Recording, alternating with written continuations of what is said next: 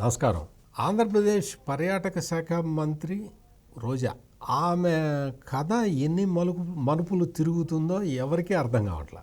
జగన్మోహన్ రెడ్డి ఏమో ticket confirm చేశానంటాడు. ఇంకొక మంత్రి పెద్దిరెడ్డి రామచంద్రారెడ్డి ఏమో ఆమెకి టికెట్ ఇచ్చినా పర్లేదు కానీ ఓడిపోతుంది అంటాడు.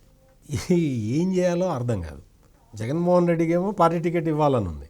పార్టీ టికెట్ ఇస్తే ఇచ్చుకోండి కానీ ఆ అమ్మాయిని గెలవనివ్వను అని చెప్పి పెద్దిరెడ్డి రామచంద్రారెడ్డి చెప్తున్నాడు.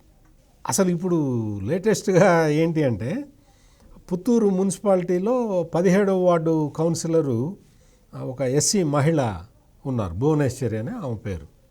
ఆమెకి పుత్తూరు మున్సిపల్ చైర్పర్సన్గా పదవి ఇస్తామని చెప్పి ఆఫర్ చేస్తే ఆమెను 70 లక్షలు అడిగారు. 70 లక్షలు రోజా సోదరుడు కుమారస్వామి రెడ్డి అడిగట.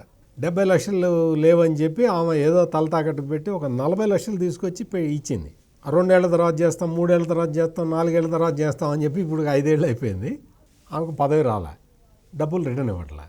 ఆమె వచ్చి తిరుపతిలో ప్రెస్ కాన్ఫరెన్స్ పెట్టి చెప్పింది, రోజా నా దగ్గర డబ్బులు తీసుకుంది, నేను ఎస్సీ మహిళని అయ్యుండి నా దగ్గర డబ్బులు తీసుకుంటే తీసుకుంది, పదవి కూడా ఇవ్వలేదు, పదవి ఇవ్వకపోతే ఇవ్వబోయింది, నా డబ్బులు రిటర్న్ ఇస్తే నేను అప్పులన్నా తీర్చుకుంటానని చెప్పి అమ్మాయి చెప్తూ ఉంటే వినే నాదుడు లేడు. ఈ విధమైన పరిస్థితి ఉంటే ఆమె ప్రాతినిధ్యం వహించే నగరి అసెంబ్లీ నియోజకవర్గంలో తిరుగుబాట్లు రోజు రోజుకి పెరిగిపోతున్నాయి. మొత్తం నగరి పరిధిలో ఉన్న జెడ్పీటీసీ సభ్యులు అందరూ ఎదురు తిరిగారు. ఈసారి రోజాకి టికెట్ ఇస్తే మేమందరం కలిసి ఓడిస్తామని చెప్తున్నారు. రోజాకి టికెట్ ఇవ్వటానికి వీలే లేదని చెప్తున్నారు. రోజా అయితే గెలవనివ్వం మేము అని చెప్పి వాళ్ళు చెప్తున్నారు.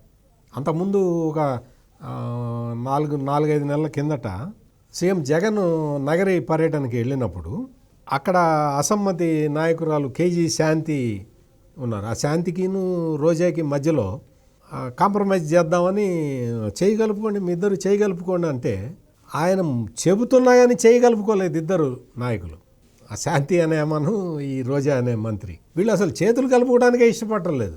అంత బిట్టర్ ఎనిమిటీ ఉంది నగరిలో. అసలు రోజాకి అయితే మొత్తం అందరూ ఎదురు తిరుగుతున్నారు, రోజాకి టికెట్ ఇవ్వడానికి వీల్లేదు అని. ఈ అసమ్మతి రెచ్చగొడుతున్నది అంతా కూడా పెద్దిరెడ్డి రామచంద్రారెడ్డి అని రోజారే చెప్తున్నది. నాకు ప్రజలందరూ నా చుట్టూతే ఉన్నారు, పెద్దిరెడ్డి రామచంద్రారెడ్డి లీడర్లని, వైసీపీ లీడర్లందరినీ రెచ్చగొట్టి నా మీదకి ఊసిగొలుపుతున్నాడని రోజా చెప్తున్నది. ఏం చేయాలి, ఎట్లా చేయాలి, రోజాకి టికెట్ ఇవ్వాలా వద్దా అనేది రాష్ట్రంలో మొత్తం 175 నియోజకవర్గాలు ఒక ఎత్తు అయితే రోజా నియోజకవర్గం మాత్రం ఒక ఎత్తులాగా ఉంది. దీని మీద అసలు ఎటువంటి నిర్ణయం తీసుకోవాలో తెలియదు. ఇప్పుడు మళ్ళీ రోజాకి టికెట్ ఇవ్వాలి అంటే మరి భువనేశ్వరికి 40 లక్షలు ఇవ్వాలి, 40 లక్షలు రిటర్న్ ఇవ్వాలి. మరి ఆ 40 లక్షల సంగతి ఏంటి, పదవి సంగతి ఏంటి, ఈ తిరుగుబాట్లు ఏంటి?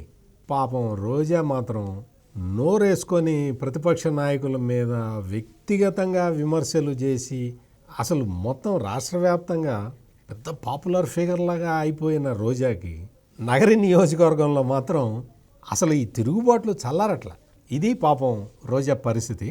ఒక రకంగా చూస్తే పాపం అనిపిస్తుంటుంది, ఇంకో రకంగా చూస్తే అంటే ఆమె మాట్లాడిన మాటలు అవి చంద్రబాబు నాయుడిని కానీ, లోకేష్ని కానీ, పవన్ కళ్యాణ్ని కానీ ఆమె విమర్శించిన తీరు, అయ్యేదో పెద్ద జగన్మోహన్ రెడ్డి ఒక జగదేక వీరుడిలాగా ఆమె చిత్రీకరించిన తీరు, ఇవన్నీ చూసిన తర్వాత ఆ నియోజకవర్గంలో జరుగుతున్న పరిణామాలు ఇవన్నీ బేరీజ్ వేసుకున్న తర్వాత ఈసారి రోజాకి టికెట్ ఇచ్చినా కానీ గెలిచే సమస్య లేదు అనేది మాత్రం కన్ఫర్మ్ అవుతున్నది.